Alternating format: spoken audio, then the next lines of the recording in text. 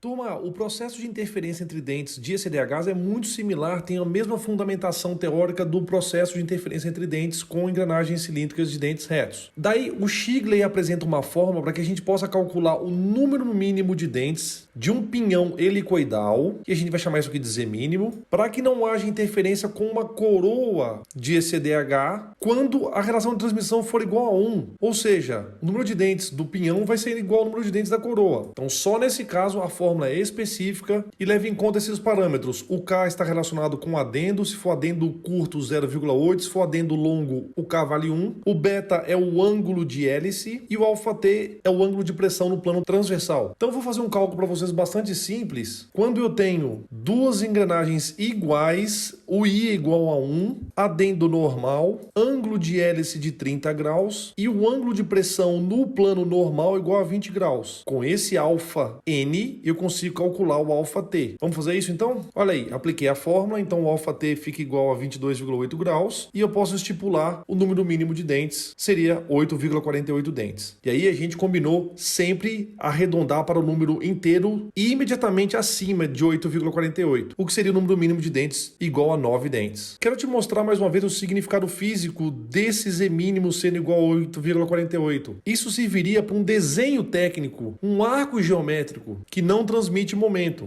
Agora, se eu estiver falando sobre uma engrenagem física, não faz sentido físico eu falar sobre o número de dentes que não seja um número inteiro. Por isso que a gente tem que arredondar o número de dentes para o número inteiro imediatamente superior. E eu vou deixar esses textos registrados para que vocês possam estudar. Agora, a coisa mais comum que acontece é quando eu tenho um par de engrenagens cilíndricas de dentes helicoidais que tem números de dentes diferentes entre si. E aí a fórmula fica ligeiramente diferente. Daí, turma, para esses casos nos quais as engrenagens têm números de dentes diferentes, e claro, a gente tem o conhecimento desses valores dos números de dentes, existe uma fórmula proposta pelo livro do Shigley para calcular o Z mínimo. A fórmula, que é carinhosamente chamada de fórmula do Shigley para o cálculo do Z mínimo de ECDHs, leva em conta o parâmetro K, que está relacionado com o tipo de adendo da engrenagem, leva em conta o ângulo de hélice beta, leva em conta a relação de transmissão I e também leva em conta o ângulo de pressão no plano transversal. Agora, turma, tal qual a gente tem em ECDRs, as ECDHs também apresentam uma fórmula alternativa para situações das quais a gente não conhece ou não consegue determinar a relação de transmissão I. Essa fórmula, é carinhosamente chamada aqui na disciplina de fórmula prática. E a fórmula vai ser o seguinte: o Z mínimo vai ser calculado como sendo 2 vezes o cosseno de beta, ângulo de hélice, dividido pelo seno ao quadrado de alfa T, que é o ângulo de pressão no plano transversal. Então essas fórmulas vocês devem acrescentar no seu formulário. O Shigley apresenta uma outra fórmula que é para a maior coroa que opera com pinhão de ECDH sem interferência, que é essa fórmula aqui. Então fazer um cálculo para um pinhão de Z igual a 9 dentes, K igual a 1, ângulo de hélice 30 graus e ângulo de pressão normal alfa N 20 graus, a coroa deveria ter 12,04 dentes para que não houvesse interferência. Claro que esse é um resultado numérico da fórmula do Z mínimo aplicada para a coroa. A gente tem que aplicar o mesmo conceito físico e arredondar para o primeiro número inteiro maior ou igual ao Z mínimo calculado. Por isso que eu já coloquei diretamente no slide, turma, o valor de 13 dentes. E aí, turma, quando a gente fala sobre correção de perfil de dentes, as ECDHs sofrem os mesmos tipos de correção de perfil que as ECDRs. Então, toda aquela conceituação que a gente demonstrou para as ECDRs podem ser perfeitamente aplicadas para as ECDHs. Tem apenas uma única diferença, porque nas ECDRs a gente usa os ângulos alfa e alfa linha. Já nas ECDHs, a gente vai usar os ângulos alfa T e alfa linha T. Já já a gente conversa melhor sobre isso. Agora, o cálculo da razão de contato, que em inglês a gente chama de contact ratio e antigamente era chamado de grau de recobrimento, tem uma pequena diferença para o cálculo da variável epsilon, porque o engrenamento entre engrenagens cilíndricas de dentes retos costuma ter uma razão de contato maior do que as ECDRs. E nós tratamos sobre esse deslizamento gradual, sobre o contato progressivo entre os dentes e os seus respectivos resultados, que seria uma transmissão mais silenciosa. No caso das ECDHs, a razão de contato total ela é calculada como sendo a soma da razão de contato no plano transversal com a razão de contato no plano normal. E agora eu vou voltar a adotar aquelas mesmas cores. Tudo que tiver no plano transversal eu vou chamar de azul e o que tiver no plano normal eu vou chamar de vermelho. Então, a razão de contato total, epsilon, vai ser a soma de εt com εn. E aí eu vou te apresentar, respectivamente, as formulações primeiro para o plano transversal. A razão de contato no plano transversal continua sendo igual. O εt vai ser o epsilon do pinhão mais o epsilon da coroa. Você deve se recordar que os índices 1 e 2 referem-se, respectivamente, a pinhão e coroa. Então, eu quero te mostrar que esta parcela da fórmula diz respeito à razão de contato no plano transversal do pinhão, enquanto que esta parcela da fórmula diz respeito à razão de contato no plano transversal da coroa. E, obviamente, a soma dessas duas parcelas dá a razão de contato do engrenamento no plano transversal, que diz respeito a esta parte da fórmula que calcula a razão de contato total. Você consegue identificar claramente que existem 3 variáveis das quais eu não tratei e, didaticamente, eu só vou explicar para vocês o que significam, respectivamente, a variável α1, α' e α2 na próxima transparência. Te explico rapidamente o porquê. Agora, nesse exato momento, nós estamos tratando da razão de contato de engrenagens cilíndricas de dentes helicoidais. Maravilhoso. Nós percebemos que a razão de contato ela é calculada através de 2 parcelas. Então a gente tem, na verdade, a razão de contato total epsilon.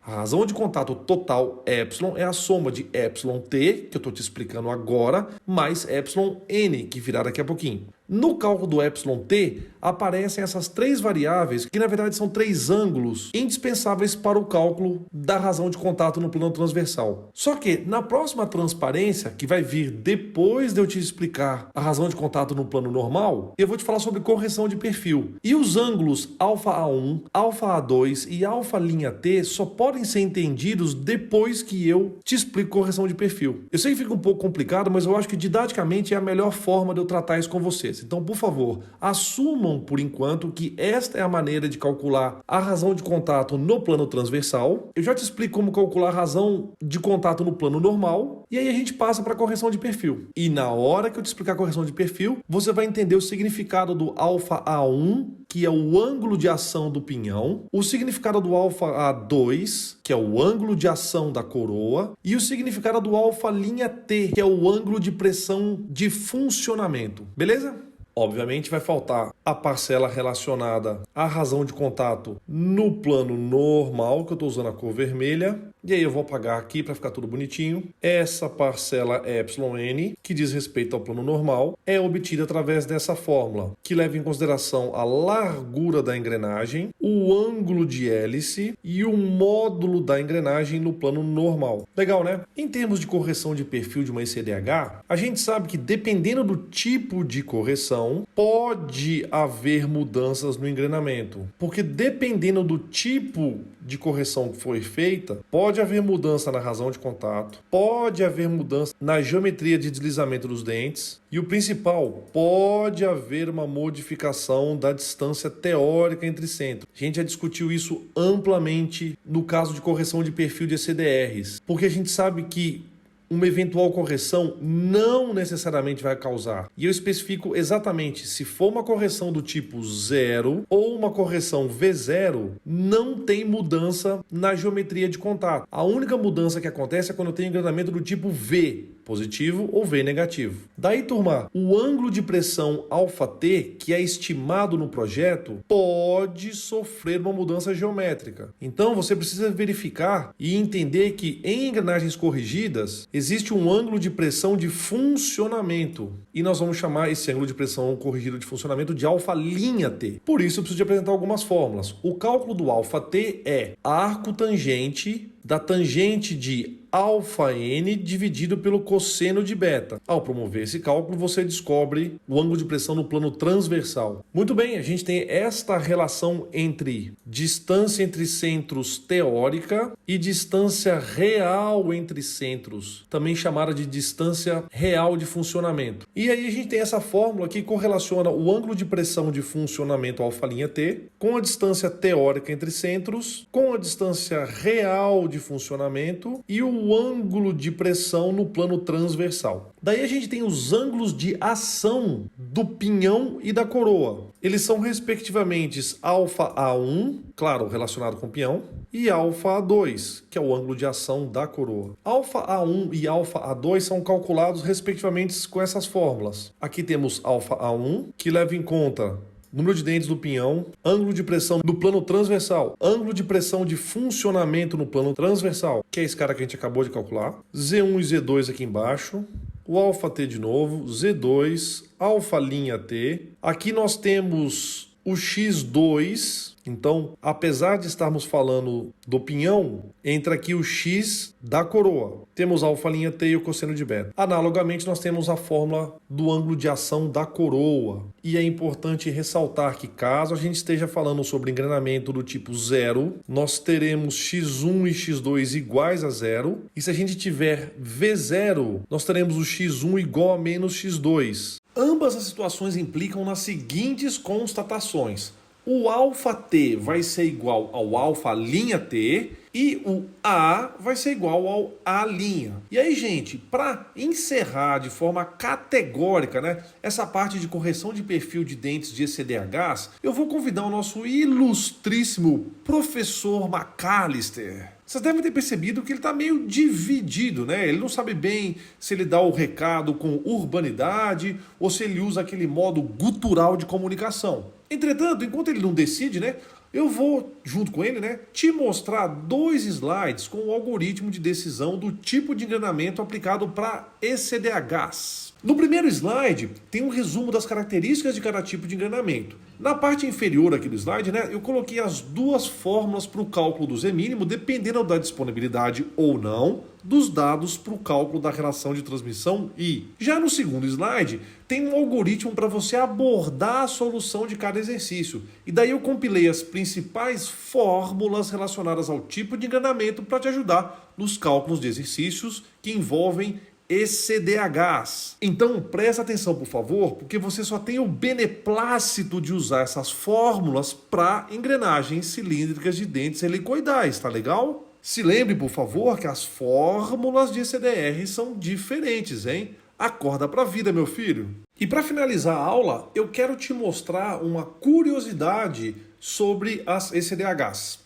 Essa engrenagem que ela é chamada de engrenagem de espinha de peixe, e o nome dela em inglês é herringbone gear. Essa engrenagem é um tipo específico de engrenagem helicoidal dupla. Esse tipo especial de engrenagem é muito interessante porque ela combina lado a lado 2 engrenagens helicoidais que têm ângulos de hélice opostos. E é interessante porque se você analisar essa engrenagem na vista superior, as inclinações parecem a letra V, e algumas pessoas também falam que parece uma espinha de peixe. Então, por conta desse padrão geométrico que se assemelha à letra V ou uma espinha de peixe, essa engrenagem também tem esse nome. Ponto interessante, diferentemente das engrenagens cilíndricas de dentes helicoidais simples, as engrenagens espinha de peixe não produzem uma carga axial adicional. Na verdade, turma, a força axial causada pelo ângulo de hélice à esquerda é cancelada pela força axial causada pelo ângulo de hélice à direita.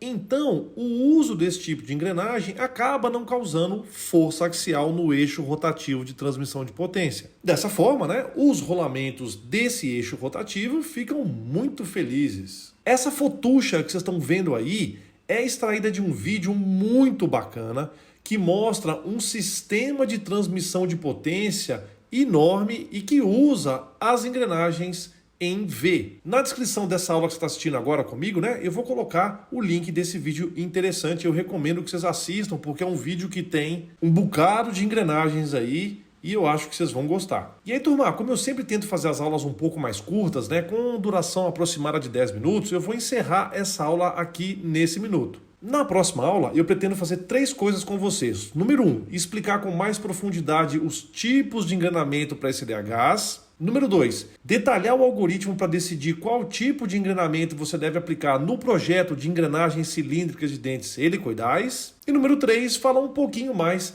das engrenagens espinha de peixe. Então confere aí.